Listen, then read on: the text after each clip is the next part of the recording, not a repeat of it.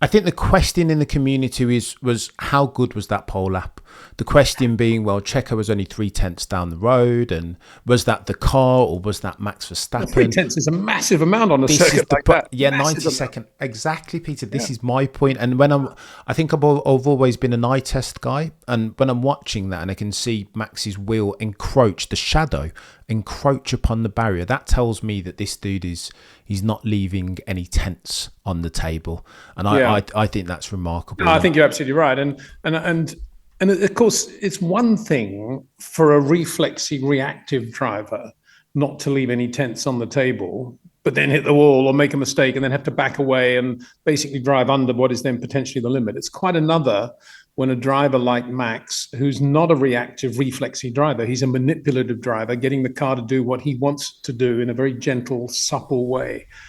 And when a driver like that is not leaving any tenths, what he's doing is maximizing the friction circle in effect, which means that you want to run as close as possible to the circumference of this mathematical circle in order to maximize the performance of the tires. And that means trading off braking against steering load, brakes coming out of the brakes as you're increasing the steering load, creating little flat areas where you can get the car stopped most efficiently, even in the middle of a change of direction if you have to do that.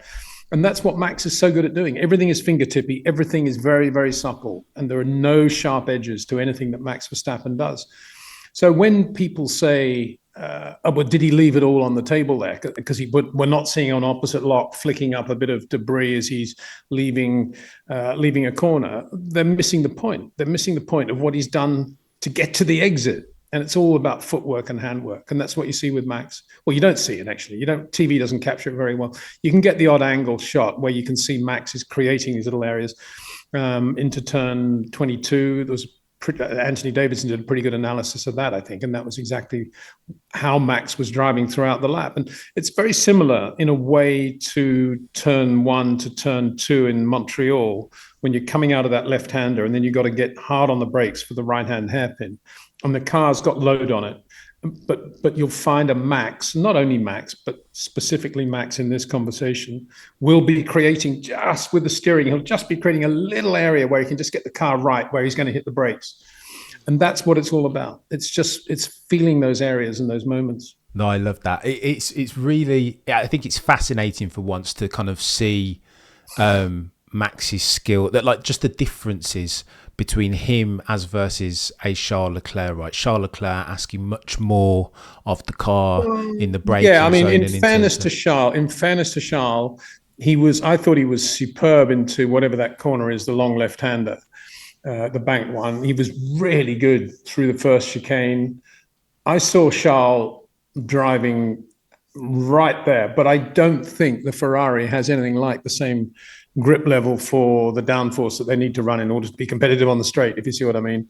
And he was having to work harder, a little bit like Lewis sometimes has to use longer corners to get the tires to work. So he's got that sweet spot.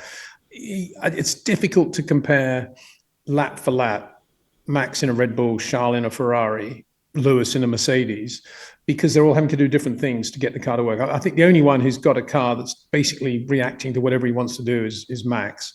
And everybody else is having to compromise a little bit. And I would still stand up, proudly, not proudly, correct. I would still stand upright and say that I think Charles is right there with Max in terms of his ability. And I think Lewis is too. And I don't think Oscar Piastri is that far away.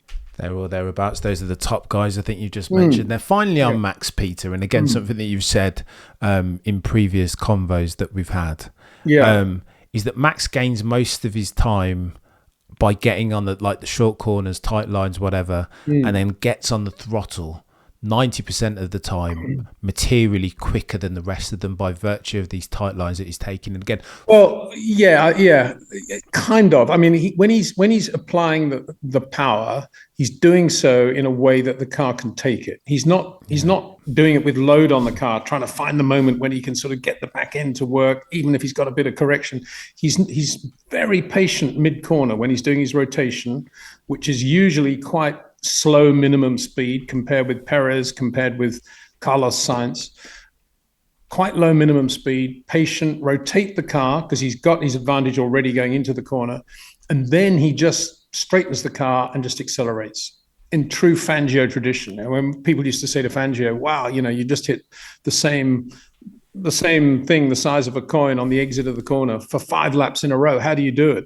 And he said, well, it's easy. I just drive the car to that point. It's not difficult. And the reality, of course, is that Fangio was also manipulating the car mid-corner and just driving it to the exit, which is what Max does.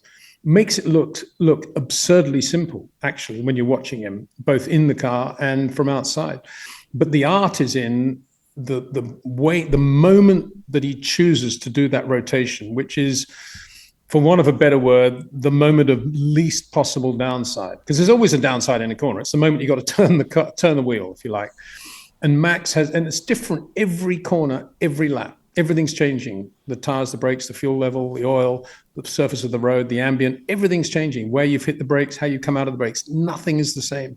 And it's this feel for the exact precise moment to do it, which is not something he's thinking about. It's just pure instinct that makes him very special as an athlete, let alone as a racing driver.